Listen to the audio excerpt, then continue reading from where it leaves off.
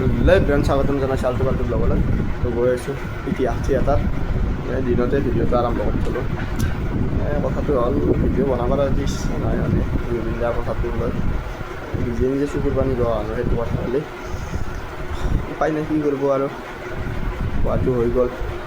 মানে নিজৰটো কৰ্ম এতিয়া কৰিবই লাগিব, যাৰ যি কৰ্ম। থিয়েটাৰো আৰম্ভ হ'ল আজিৰে পৰা, যাওঁ ৰ'ব কি হয় চাওঁ।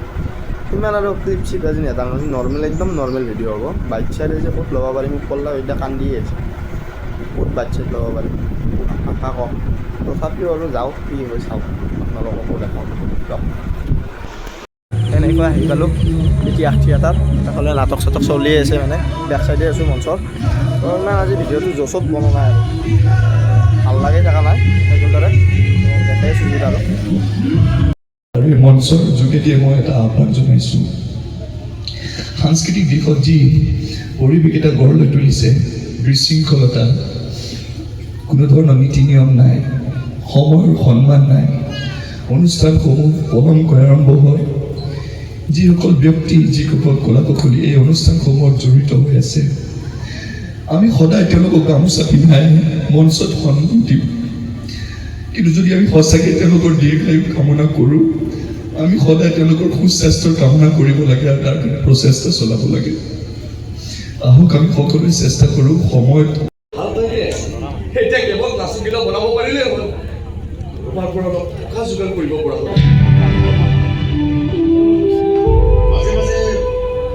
মাজে মাজে মোৰ নিজৰ ওপৰত বৰ খং উঠে। তই এই অঞ্চলৰে বহু ল'ৰা ছোৱালীৰ জীৱন অথচ তোৰ জীৱনটো মই কৰিব নোৱাৰিম।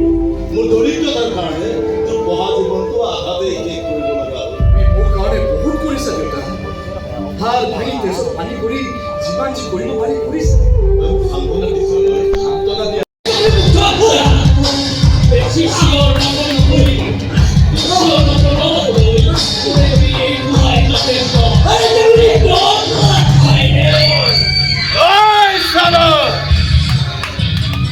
মামুলি লেবাৰ হৈ আমাৰ কামত ভুল কৰোৱা, আমি চিমেণ্টত 2 নম্বৰী কৰা বুলি কওঁ। হিম্মত দেখাইছ, হিম্মত তোৰ হিম্মত চলা দিয়ে মই চাফা কৰি পেলাম।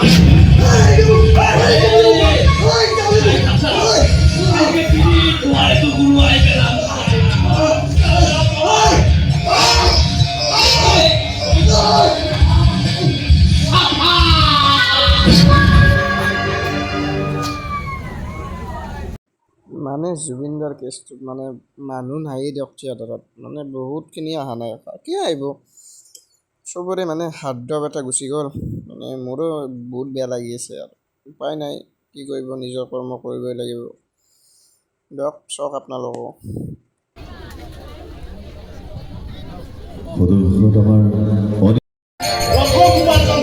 তোমাৰ হাততে দিম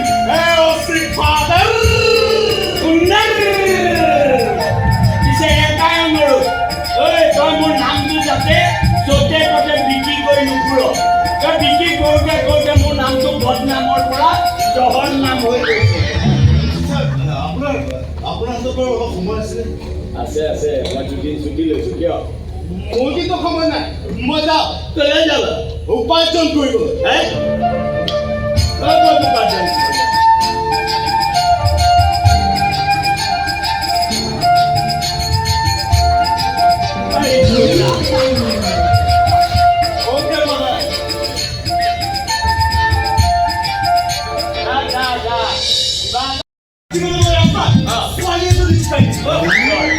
ছোৱালীজনে উঠাই চুৰি নালাগিব।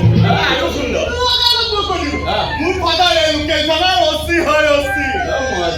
তাই লকালত আহি মোক বুজালে দুটা চোৱা বুজালে নহয় আৰু ক'লে এই দুটা বাইলৈ অস্থি পাতে কি কৰিবি। এতিয়া সেই দুটাকে মোক ঘূৰাই দিব লাগিব। বেটা লোকৰ বস্তু ৰাখিব লাগিব, ল'ব লাগিব লোৱাৰ আগতে তই মোৰ এটা প্ৰশ্ন উত্তৰ দিব লাগিব। কি প্ৰশ্ন কৰিব আপোনাৰ?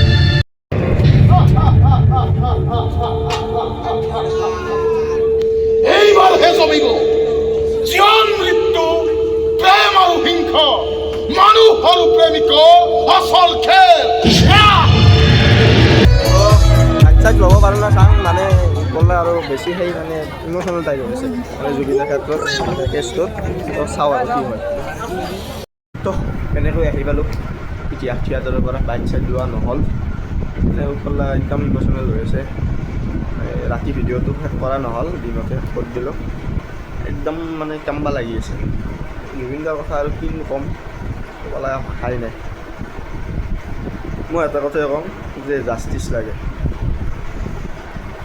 মুখ্যমন্ত্ৰী ডাঙৰীয়া আপুনি যি কৰে ভালৰ কাৰণে কৰে কিন্তু এটা কথা 26ত ইলেকশ্যন আহি আছে সেইটো মনত ৰাখিব যোন কি নহওক মই কিন্তু একদম মই অ'পেন কৰি দিম কেমেৰাৰ আগত মই ঘৰ বিজেপি মই ডাইৰেক্ট বিজেপি যদি মই নিজে কিন্তু চেঞ্জ হ'ম পাৰ্টি মই নিজে সলাম যদি জাষ্টিছ ভালকৈ নকয় তো আৰু বেলেগ ক'ব লগা নাই জুবিন দাৰ আত্মাই চিৰহাত প্ৰতি কামনা কৰোঁ সেইটোৱে তো লগ পাম আৰু এটা নেক্সট ভিডিঅ' এই যি কৰে কৰিব লাইক কমেণ্ট শ্বেয়াৰ যি কৰে কৰি থাকিব আৰু মই ক'ব লগা নাই আৰু